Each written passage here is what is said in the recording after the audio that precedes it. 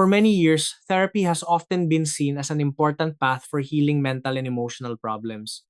Kapag may isang tao na nakakaranas ng depression, anxiety, relationship crisis, o pakiramdam na nawawala na ang direksyon sa buhay, ang karaniwang advice ay mag-therapy ka, makipag-usap ka sa professional, at matutong mag-share ng emotions. But for many men, hindi ganoon kasimple ang lahat. Maraming lalaki ang pumapasok sa therapy room at pakiramdam nila para silang biglang itinapon sa basketball court kahit hindi pa sila marunong mag-dribble. Tatanungin sila ng therapist, "How do you feel?" Tatahimik muna ang lalaki sandali tapos sasagot, "I don't know." Uulitin ang tanong sa ibang paraan. Pero ang sagot pa rin, "Hindi ako sigurado." After a few sessions na ganito, magsisimula silang isipin na therapy is not for them. Or worse, maiisip nila na baka masyado silang kulang o hindi marunong para matulungan. Ang problema ay hindi dahil walang emotions ang mga lalaki. Ang problema ay maraming lalaki ang hindi kailanman naturuan kung paano kilalanin at ipaliwanag ang emotions gamit ang language na karaniwang ginagamit sa traditional therapy. Since childhood, maraming batang lalaki ang natututo ng isang malinaw na lesson. Emotions are not something you talk about. They are problems you deal with by yourself. Kapag binubuli, tinutukso, pinapahiya o minamaliit, ang hinihikayat na response ay hindi umiyak o humanap ng taong makikinig.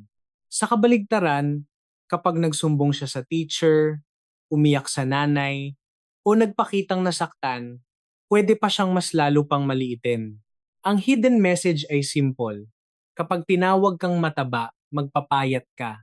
Kapag sinuntok ka, matuto kang lumaban. Kapag minamaliit ka, maging mas malakas ka.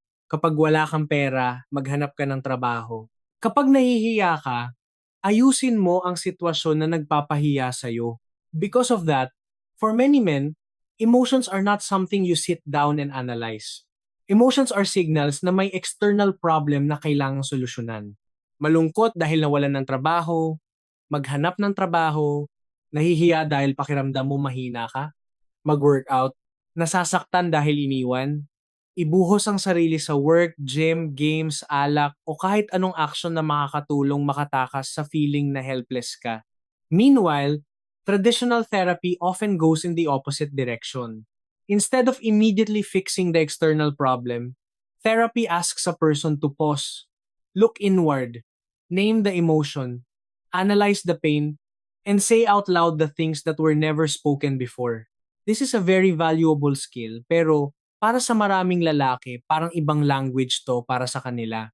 The history of therapy also adds to this gap. In reality, most people who go to therapy are women, and many therapists are also women. Kapag ang isang method ay nade-develop at na-evaluate mostly based on a group of users na babae, madali itong maging general standard kahit hindi palaging natural na fit sa paraan ng maraming lalaki sa pag-handle ng emotions. This does not mean therapy is only for women, or that women are good with emotions while men are not. The issue is socialization.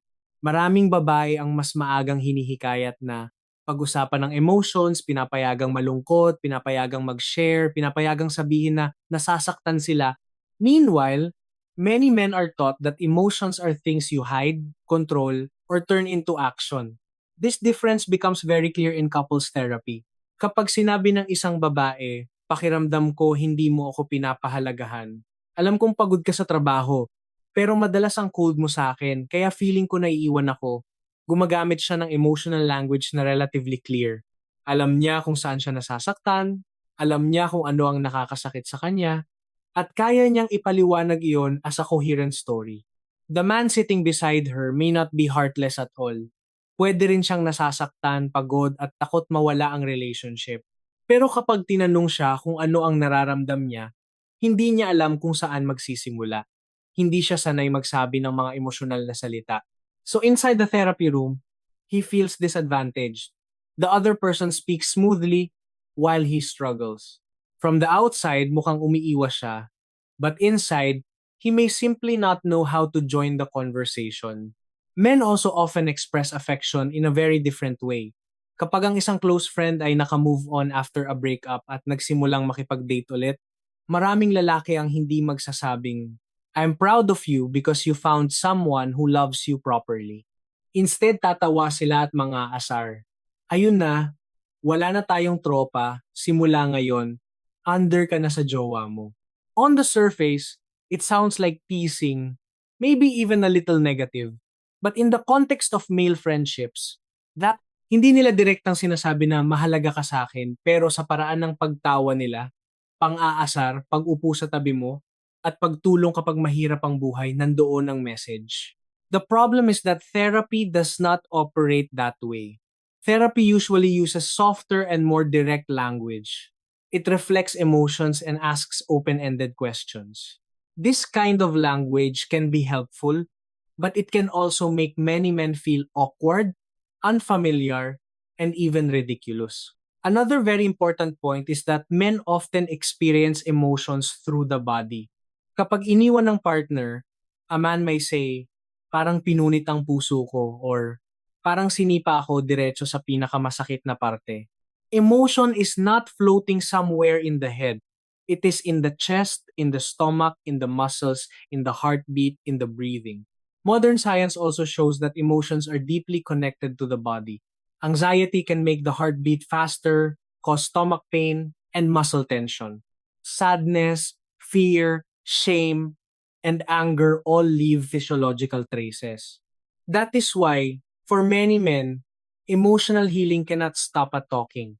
The body needs to be included in the recovery process. This is one reason why many men, after getting hurt, turn to the gym to regain a sense of control and reconnect with the body. Methods like yoga, tai chi, breathing exercises, or body-focused forms of therapy can also be helpful for some people.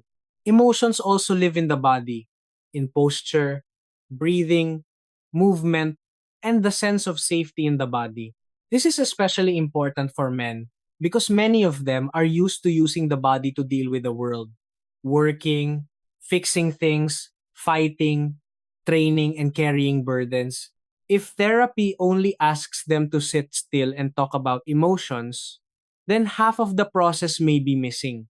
However, this does not mean men should give up on therapy. On the contrary, therapy remains one of the methods with strong evidence for supporting mental health. The issue is that men need to enter therapy with better preparation. The first thing is not to conclude too early that therapy is useless just because one therapist was not a good fit. The fit between therapist and client is very important. Some people need a therapist who listens a lot. Others need someone more active, someone who asks more specific questions and gives clearer guidance. For many men, a therapist who is too silent and only keeps asking, "How do you feel?" may not be effective. A practical approach is to try at least a few therapists before giving up. If the first therapist is a good fit, continue. If not, that does not mean therapy is wrong, and it does not mean there is something wrong with the person. It only means the current approach is not helping. The second thing is to say directly from the beginning, "I'm not good at identifying my emotions. I usually don't know how to answer when someone asks me how I feel." This sentence is very important because it helps the therapist understand that the person in front of them is not resisting, not cold, not avoiding, but simply has not yet developed the skill of naming emotions. There is an important concept that describes how many men struggle to identify their internal emotions. In simple terms, many men are almost colorblind when it comes to their own emotional life. They know they feel uncomfortable, irritated, tired, empty, but they cannot distinguish whether it is sadness, fear, shame, loneliness, or disappointment. The third thing is that they can ask the therapist to change style. If just sitting, listening, and asking open ended questions is not working, the client can absolutely say, "I feel like this approach is not helping me much.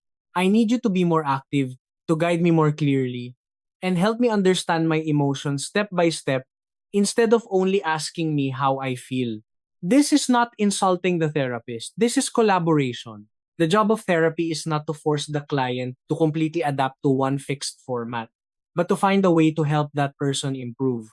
If after a few sessions it still does not work, it is okay to talk honestly and ask for a referral to another therapist who may be a better fit. Men also need to understand that seeking support does not make them weaker. On the contrary, it requires a very different kind of courage. Courage is not only enduring in silence, forcing yourself to be strong, earning money, protecting the family, or surviving pressure alone. Courage is also being able to admit, I don't know what I'm feeling, but I want to understand it. I don't want to keep living like a machine that only knows how to endure and react. Men's mental health should not be forced into two extreme choices: either suffer silently or talk about emotions in a way they were never taught. A better path is to combine both. Learn how to name emotions while also using the body, action, and supportive environments to process emotions in a healthier way. Men may need therapy, but they may also need movement, a safe group of friends, conversations without judgment, clear guidance, a hug, the chance to relearn how to live inside their own body, and permission to still be learning how to express emotions. Therapy can be hard for men for many reasons: how they were raised, how society defines masculinity, how traditional therapy developed, and the gap between the language of emotions and the language of action. But hard does not mean useless. The most important message is that men do not need to choose between toughing it out alone and sitting down to talk in a way they do not understand. They can enter therapy with honesty. I don't know how to talk about emotions. Please help me learn. They can find a therapist who fits them better. They can combine movement, the body, and more practical methods. And they can build mental health in a way that fits who they are, instead of forcing themselves into a mold that does not fit.